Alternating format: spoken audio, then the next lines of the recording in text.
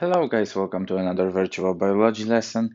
Today we're going to continue the topic of angiosperms. Today we're going to go deeper into the detail about how the fruit is formed, how the seed is formed, and also we're going to talk about what strategies have plants developed to get their seeds delivered to new areas, to new lands. We will also talk about how the process of germination happens. So, guys, even though the plants don't have legs, they are still capable of colonizing whole vast area of land, and they have special tools in order to do this. And guys, the picture that you're now seeing on the screen presents the diagram that pictures the flower of an apple. And guys, how is it possible that from the flower the fruit is able to grow? And it all happens in the pistil, czyli słupek. I hope that you remember that the pistil has stigma on top of it, and basically this stigma is capable of catching pollen grains that are carried by insects on their tiny hairs. And once the pollen grain that is produced by stamens somehow manages to get to the stigma, it will create a very special organ that is called the pollen tube, czyli łągiewka pyłkowa, and this will transmit the genetic material directly to the ovule.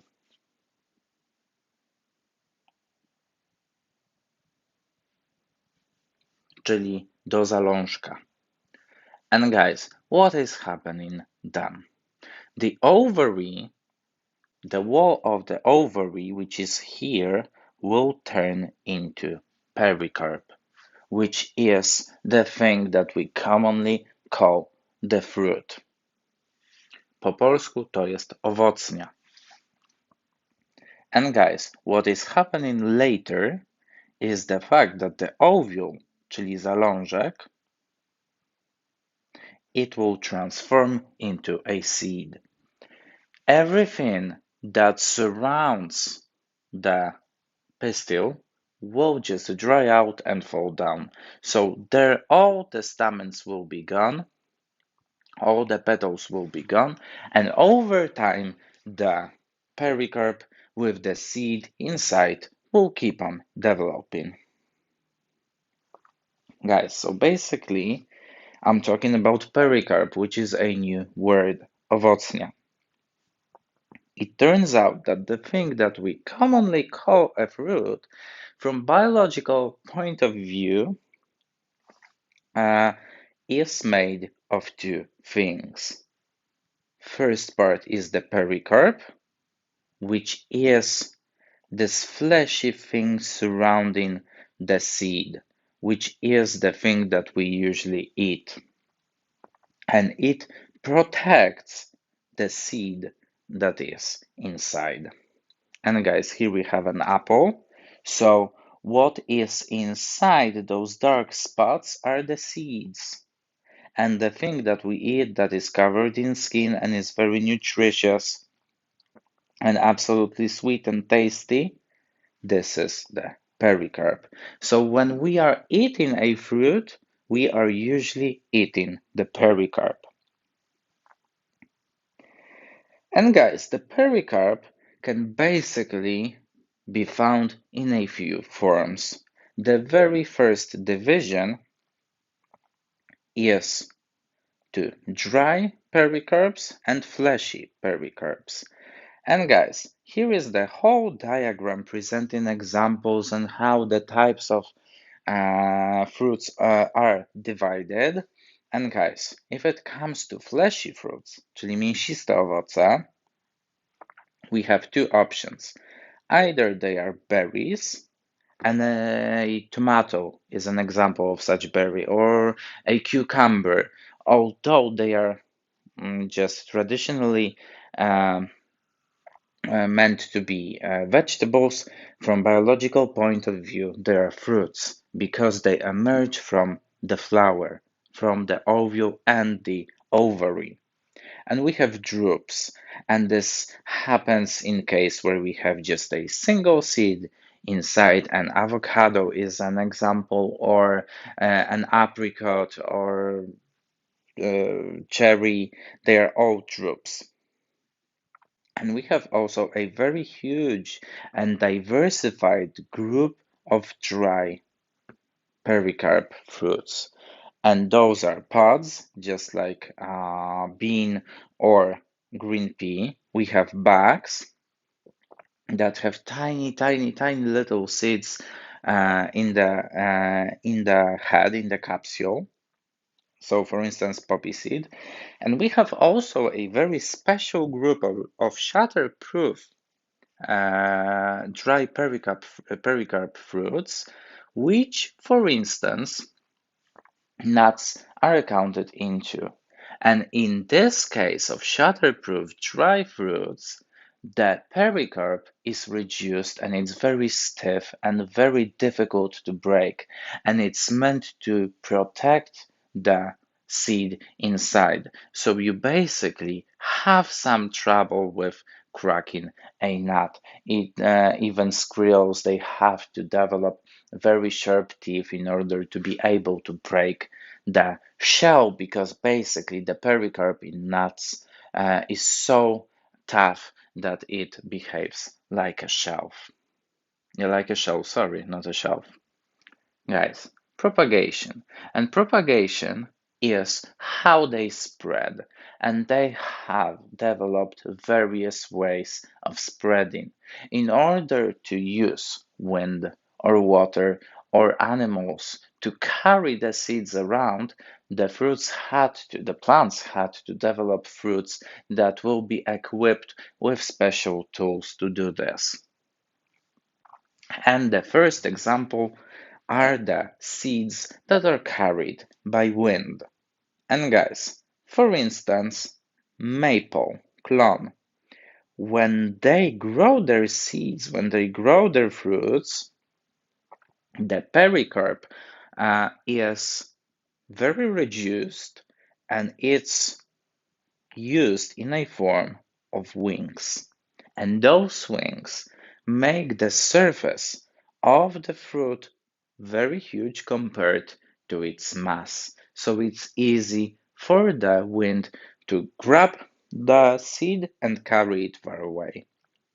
But even better at using wind as an Uber driver are dandelions.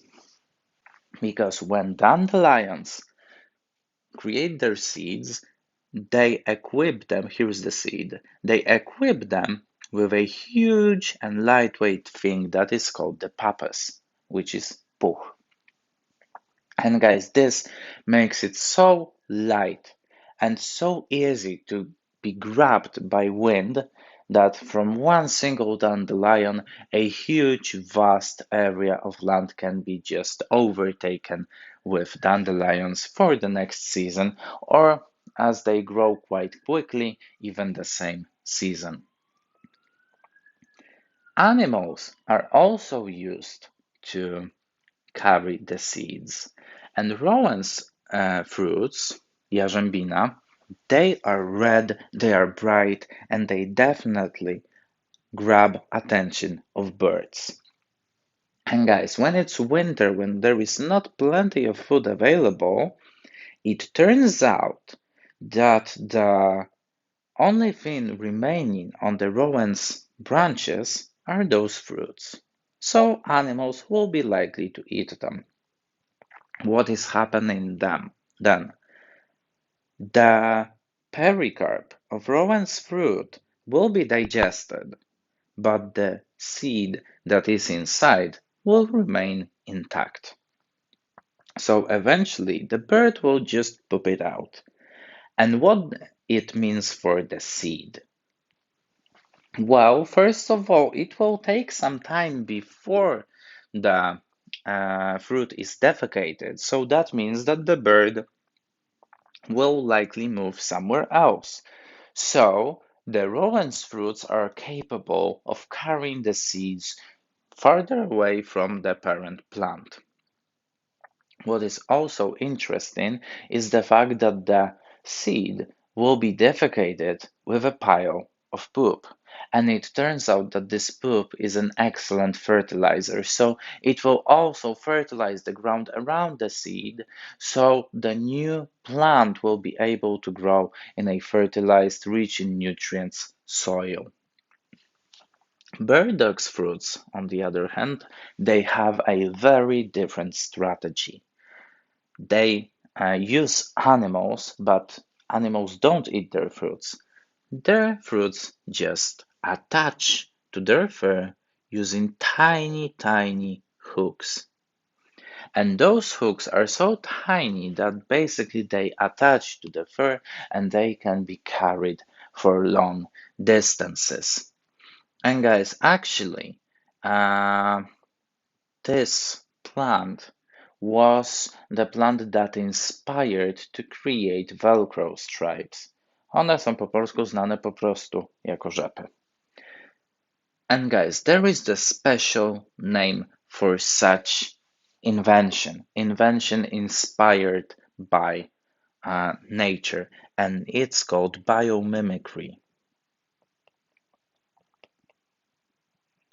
And biomimicry happens when we have a problem to be solved and we take a look at the solutions that the nature has used. And we just copy them and adapt them to our needs. And it turns out that Velcro stripes turned out to be extremely useful and they are met in various situations. And it all began with a burdock.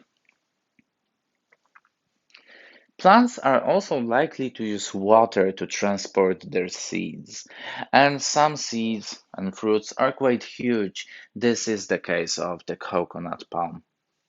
Coconuts are just empty inside, and it's not without a reason, because if the fruit was just full, it would probably drown into the water and will just get stuck at the bottom of the sea or a river, and that will make it impossible for it to grow because it would just rot.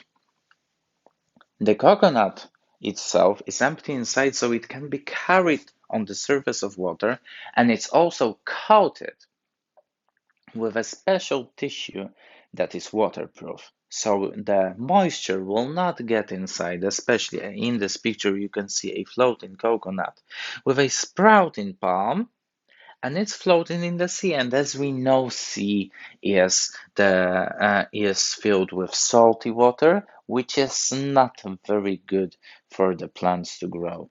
So it's not only the coconut itself is equipped with this bubble of air to be floating, but also with a little amount of fresh water in order to grow. Also, this fresh water is filled with nutrients. Other plants can also use water to spread, to propagate, but this is more uh, it depends on luck, because if a seed of a plant that usually does not is not transported by water, if it's caught in water for a longer time, then it will basically rot. But indeed, in some cases, it is possible for rivers to transport some specific tree seeds for a longer distances. Okay, guys, so what are seeds made of?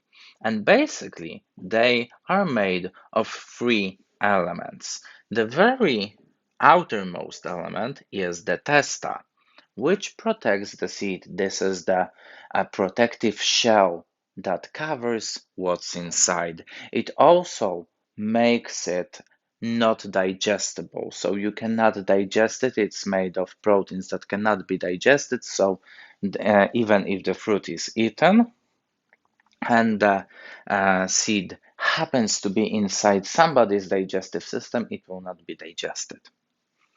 Underneath this layer, we have a layer of endosperm bielmo po polsku, and it's a source of nutrition. So a newly germinating plant has enough nutrients. And both testa and endosperm, they cover the most precious thing that is inside the seed, which is the embryo. An embryo contains two things: cotyledon, which is the leaf, so new leaves and shoots will grow from it, and also it contains the germinal root. And the germinal root is the beginning of a of the whole root. So guys, three elements: testa to protect, endosperm to feed, and the embryo. Guys, what does a plant need to grow? I hope that you are pretty well aware of this. First of all, when a seed falls onto the ground, it requires a certain temperature. Then it needs water, especially in the early stages of development. The consistent supply of water is absolutely crucial for the proper development of the plant. Also, it needs light in order to perform photosynthesis. And here's the illustration that I just downloaded from the internet, from the Ministry of Education sources. And it turns out that they say that a plant needs oxygen. Well, not necessarily. In order to perform photosynthesis, the plant has to have access to carbon dioxide. Oxygen chemically is a very dangerous element that can bring more damage than positive, than good. So here we have to cross out the oxygen and write down carbon dioxide.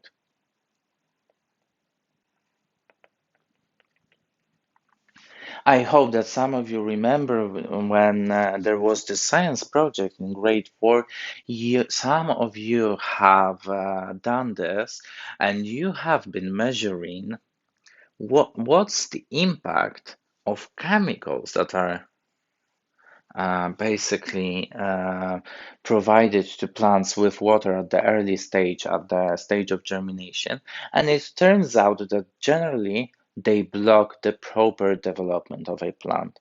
So also clean environmental conditions are necessary for a plant to germinate and to grow into an adult plant. Guys, germination, I have mentioned it before many times, but still, this is the process of a new plant growing from a seed, kiełkowanie.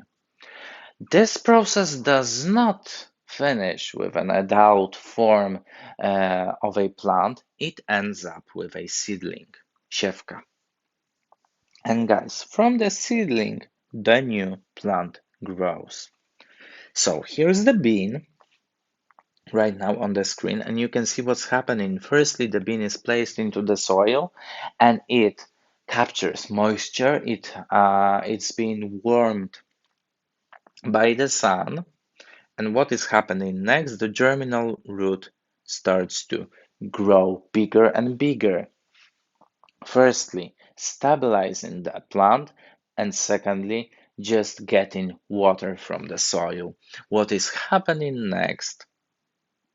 The testa is being thrown away, and the germinal and the first leaf is basically develops. And from this, we have a very, very tiny, tiny plant that is called the seedling. From the seedling, the adult form will grow. Guys, this is all about sexual reproduction. So, when a flower is pollinated, it turns out that there was an exchange of genetic material. So, male gamete and a female gamete, they connected together. So, the daughter plant, the second plant, the second generation of plants will be a little bit different than the individuals they origin from. And this happens only in the case of sexual reproduction. But there is also a way to for plants to reproduce, but without the genetic exchange, and this is called the asexual reproduction, po polsku rozmnażanie wegetatywne. As a result of this process, we get plants that are genetically identical to the ones that the parts were taken from for the asexual reproduction. So it's a clone, genetically the same. There is no evolution happening or whatsoever. This is just a clone of the plant. And plants have created organs that can be used for asexual reproduction because in some cases it's quite handy because it's much quicker than sexual reproduction, and it also doesn't require as much effort because in order to for sexual reproduction you have to like create a flower, then wait for it to be pollinated, then create seeds and pericarp, and it all takes a lot of energy. Well, at least you can just create stolas, rozłogi, just like strawberries do, or rhizome, just like ginger does, or tubers, like potatoes do, or bulbs, just like tulips do. And guys, there is also another way. If you cut a part of a plant that has some meristems in it, and you place it in water, after some time, roots will grow and you will be able to plant it. And this is called cutting. Sadzonka, zaszczepka. And guys, this will be the same plant. This will be absolutely the same plant as the plant you've taken the cutting from, and it's also considered to be the way of asexual reproduction. Guys, here's the life cycle of a strawberry. So it starts with a flower, then the flower blossoms. And guys, what is important, just take a look at what's happening here. Here the pistil is quite huge, and eventually the petals will fall down, but the pistil is getting bigger, growing bigger and bigger, and eventually we have this. But if it comes to strawberries, then it's also a different situation because strawberries, they don't have seeds inside. They have seeds on the surface. So those tiny dots are the seeds. So those are called quasi-fruits, but this is a totally different case. Okay, guys, so this is it for today. Thank you for watching. Please go to assignments section where there will be something